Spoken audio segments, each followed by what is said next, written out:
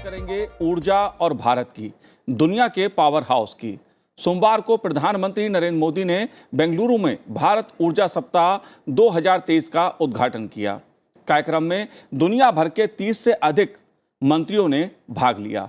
इस मौके पर प्रधानमंत्री नरेंद्र मोदी ने कहा कि 2014 के बाद से भारत की हरित ऊर्जा को लेकर प्रतिबद्धता और प्रयास दोनों को दुनिया ने देखा है। आज भारत में ऊर्जा परिवर्तन को लेकर बड़े काम हो रहे हैं।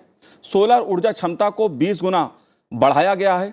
पवन ऊर्जा की क्षमता में भारत चौथे नंबर पर है और इस दशक के अंत तक 50% गैर जीवाश्म ईंधन क्षमता का लक्ष्य लेकर चल रहा है।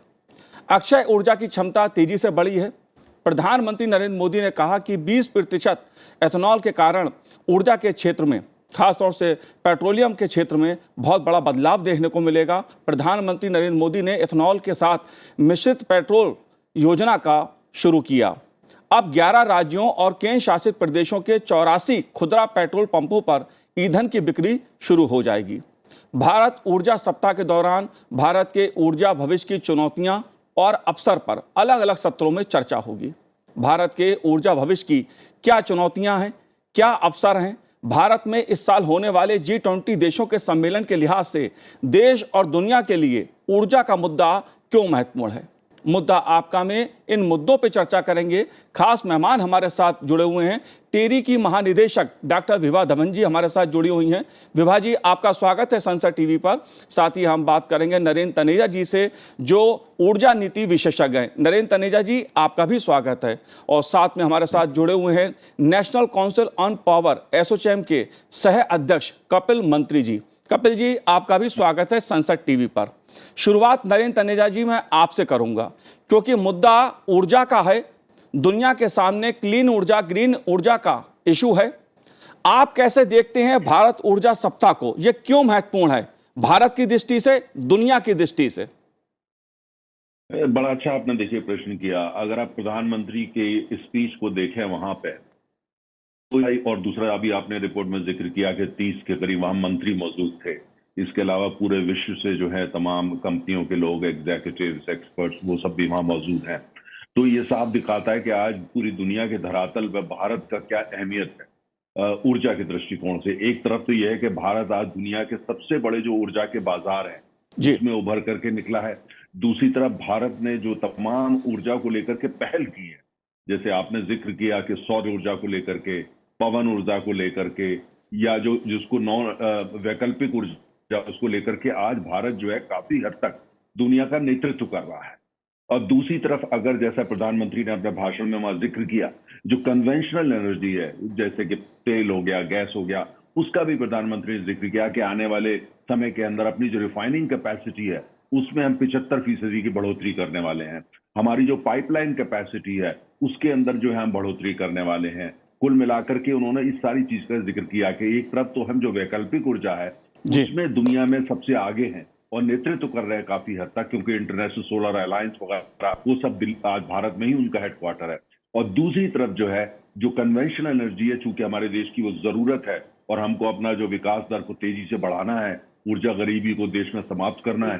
और भारत जो है ऊर्जा के दृष्टिकोण से जब बात करता है तो खाली भारत की बात नहीं कर रहा, जो पूरा ग्लोबल साउथ है, पूरा विकासशील जो दुनिया है, दुनिया के लगभग 150-160 देश है, भारत आज उनकी आवाज बने के उठा है। और बेंगलोर में जब आप भारत बोल रहा है, तमाम मंत्री आए हैं खासतौर से ग्लोबल साउथ के, उन सबकी आवाज बनकर भी बोल रहा है। तो मैं यही कहना चाहूंगा कि आज ऊर्जा के दृष्टिकोण से भारत जो है एक बहुत बड़ी शक्ति के रूप में उभरा है। और यही नहीं कि हमने जो है खाली जो है बातें करी है, हमने करके दिखाया। हमने सौर ऊर्जा में करके दिखाया, हमने पवन ऊर्जा में करके दिखाया, हमने रिफाइनिंग में करके दिखाया, हमने एक्सप्लोरेशन प्रोडक्शन में करके दिखाया, हम हाइड्रो पावर में करके दिखा रहे हैं। तमाम देशों के साथ सहयोग कर रहे हैं। तो बाकी आगे चर्चा करेंगे, लेकिन यह है कि आज के समय भारत एक महाशक्ति के रूप में उभर रहा है ऊर्जा के धरातल पे। और मुझे लगता है भारतीय के लिए ये एक ऐसा मौका है आज का दिन, इसमें प्रधानमंत्री ने इसकी लंबी चर्चा करी है कि इसको एक तरफ तो सेलिब्रेट करें, दूसरी तरफ जो आने वाली चुनौतियां हैं और आने वाले जो हमारे जो गोल्स हैं उसकी तरफ पूरा ध्यान दें, पूरी शक्ति लगाए। जाहिर सी बात है, जब ऊर्जा की चर्चा होती है, ऊर्जा के मुद्दे पर बात होती है, तो ये मुद्दा दुनिया के शक्तिशाली देशों के तक सीमित पाया जाता है। ऐसा माना जाता है कि ऊर्जा के मुद्दे पर दुनिया के जो शक्तिशाली देश हैं उन्हीं का ही प्रभाव है। लेकिन इस क्षेत्र में भारत ने आगे बढ़कर दुनिया में अपनी एक अलग जगह बनाने का संकेत दिया है। लेकिन तमाम चुनौतियां भी हैं और अवसर भी भारत के सामने हैं ऊर्जा को लेकर, और इन्हीं सब मुद्दों पर ऊर्जा सप्ताह में चर्चा होगी अलग अलग सत्रों में। कपिल जी, मैं आपसे जानना चाहता हूं ये बात ठीक है कि भारत सरकार ने अपनी नीतियों में व्यापक परिवर्तन किया है कि अलग अलग ऊर्जा के जो स्रोत हैं उसके जरिए भारत आत्मनिर्भर बने और दुनिया के दूसरों को भी एक राह दिखाए। लेकिन चुनौतियों की जब हम बात करते हैं, अवसर की जब हम बात करते हैं, तो इन दोनों पहलुओं को आप कैसे देखते हैं? तो देखिए, ये बिल्कुल उचित है कि आज सबसे ज़्यादा अपॉर्चुनिटी, सबसे ज़्यादा जो मौका है रिन्यूएबल एनर्जी में और कुछ भी नए ऊर्जा में करने का, वो भारत के पास है। क्योंकि भारत में हमारे पास डिमांड इतनी ज़्यादा है और कंटिन्यूसली ग्रोथ हो रही है अपनी जीडीपी की और ऊर्जा की डिमांड की, इसलिए अपॉर्चुनिटी सबसे ज़्यादा यहाँ पे है। चैलेंजेस हैं जिसको हमारी भारत सरकार बहुत ही अच्छी पॉलिसी से मदद कर रही है। उसके बावजूद एक जो बहुत बड़ा चैलेंज हमारे देश के पास रह जाता है वो है कैपिटल का, पैसे कहाँ से आएंगे। जैसे कि आज माननीय प्रधानमंत्री जी ने दोहराया कि 2030 तक हम 450 गीगावाट रिन्यूएबल एनर्जी का टारगेट है हमारा। सिमिलरली 2025 तक 20% ब्लेंडिंग इथेनॉल की करने का टारगेट है। तो ये बहुत ही महत्वपूर्ण, और इसके लिए टेक्नोलॉजी का कोई चैलेंज नहीं है। टेक्नोलॉजी हमारे पास है, हमने डेवलप कर ली है, प्लस लोग नए plant, solar plant, cell module बनाने के लिए देश में काम कर रहे हैं। जो एक अहम मुश्किल आ सकती है सामने, वो है कि कैपिटल कहाँ से आएगी, लाखों करोड़ों रुपए कहाँ से आएंगे। और उसके लिए वो एक मौका है, जो वो ये काम अच्छे से कर पाएगा, आई थिंक वो कंपनीज सक्सेसफुल होंगी।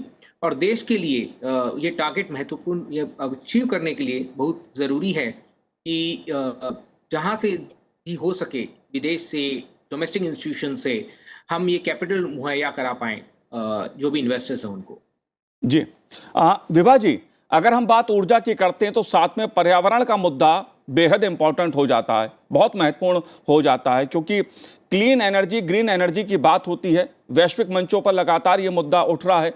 जलवायु परिवर्तन जिस तरह से दुनिया के सामने एक चुनौती बन रही है, उसमें ग्रीन एनर्जी की बात भारत खासा जोर दे रहा है। ना केवल जोर दे रहा है बल्कि इस दिशा में ठोस कदम भी उठा रहा है। भारत में ग्रीन एंड क्लीन कुकिंग को एक नया आयाम दिया जा रहा है। स्वच्छ ऊर्जा, ग्रीन एनर्जी क्यों महत्वपूर्ण है, खास तौर से पर्यावरण की दृष्टि से? सबसे पहले तो मैं आपका शुक्रिया अदा करूंगी मेरे को इस प्रोग्राम में आमंत्रित करने के लिए। और आज जब हम बैंगलोर में हैं, मैं भी यहाँ आई हुई हैं, तो प्रधानमंत्री जी ने जो एक भाषण दिया था, वो उससे मैं कहूंगी कि हर हिंदुस्तानी में ऊर्जा आ गई कि हमको इसमें आगे बढ़ना है। अब देखिए, हम सबके सामने है, आज से 10 साल पहले शायद हम कहते थे कि एमिशंस करके या जो जलवायु परिवर्तन